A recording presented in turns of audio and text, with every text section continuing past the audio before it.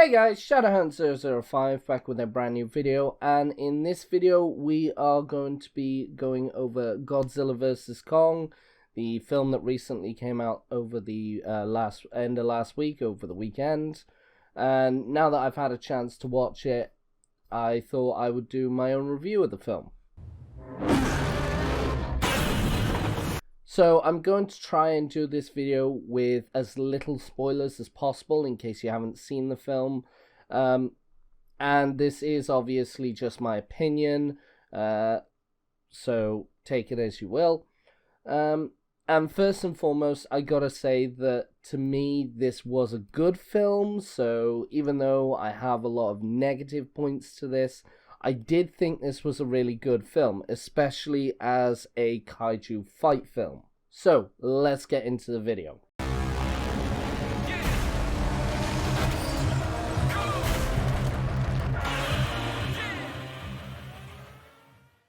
To me, I would say that this is the perfect example of a kaiju fight film, where you've got two big creatures fighting against each other, destroying cities, and yeah, very much like Pacific Rim or something. And the visual fights are very spectacular. They've got awesome locations that they're fighting in and cities being destroyed.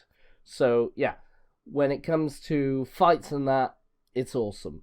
But to counter that, one of the problems that I immediately found was that this led to a lack of story narrative, in my opinion. Yes, it has got a story, it's got quite a good story, but the way that it leads up to, I found slightly lacking. There was also a lot of information that was missing for me. Without going into what happens in the film, a lot of this film was something that was a standalone film. Now, the reason I say that is because we have a look at Godzilla and King of the Monsters, and some of the elements from those films were either stripped away or completely lacking in this film. Also, some of the ideas were changed around, which I found disappointing. We had an idea of what was happening in previous films, and yet they completely changed in this film, which I found frustrating. If you've got a sequel, you should link back to the other sequels, the other films before it, and actually make it make sense. Whereas this was very much the opposite of that, where we had an idea of something that was shown in previous film, and rather than go along with that, we're like, okay, we're going to keep that, but we're going to completely change it. That's just what came across to me anyway.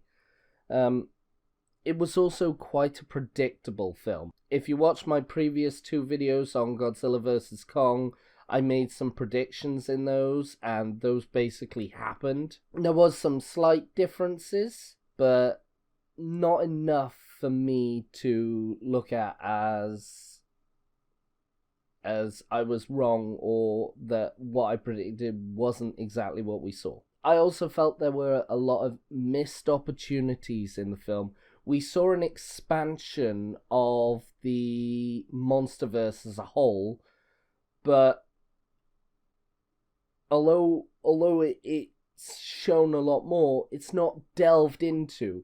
It's like they're showing everything, but the depth on which they're just going into it, it's just on the shallow side.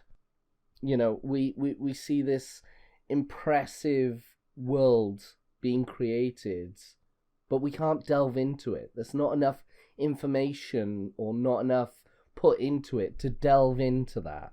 That being said, as I say, this is a good film, and definitely if you're a kaiju lover, watch this film.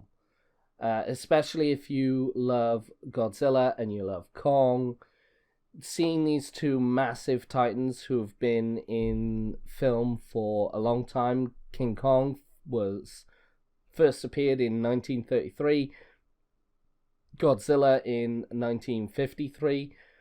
To see these two creatures come up against each other, yes, they've come across each other before, but to see a new version of that was spectacular to watch, and I would definitely recommend it to anyone who does enjoy watching a good fight between two giant monsters.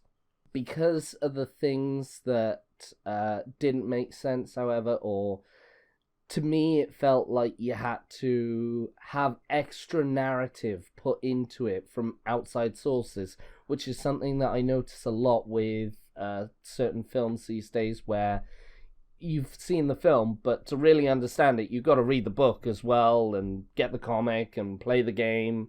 It just seems that that is the way that film is going at the moment, to certain films, that you're really taking away from the film. And I felt that a lot was taken away from this film to be put into other medias.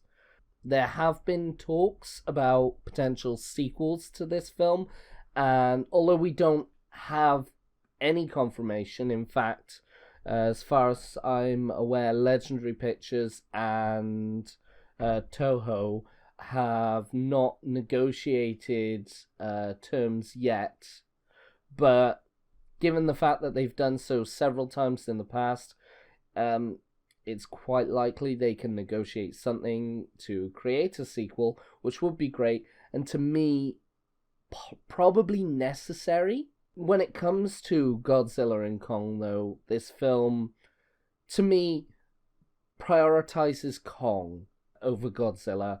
But to me, it is good that these two titans, these two kaiju, these two monsters, not only of this universe, but of film history, come clashing together once more.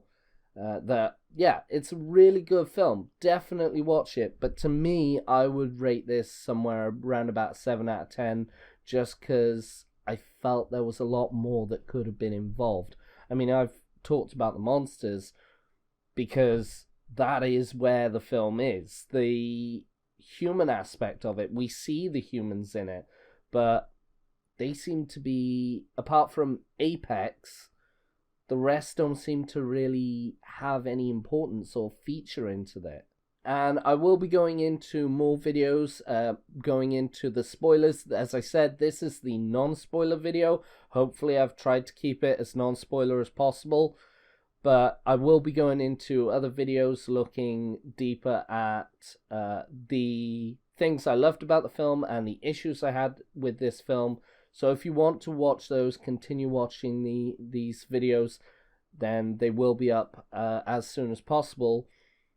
So yeah, keep an eye out for those. I'll be going into what I thought about Monarch and Apex and everything else in this film that will be delving into the spoilers. So keep an eye out for that.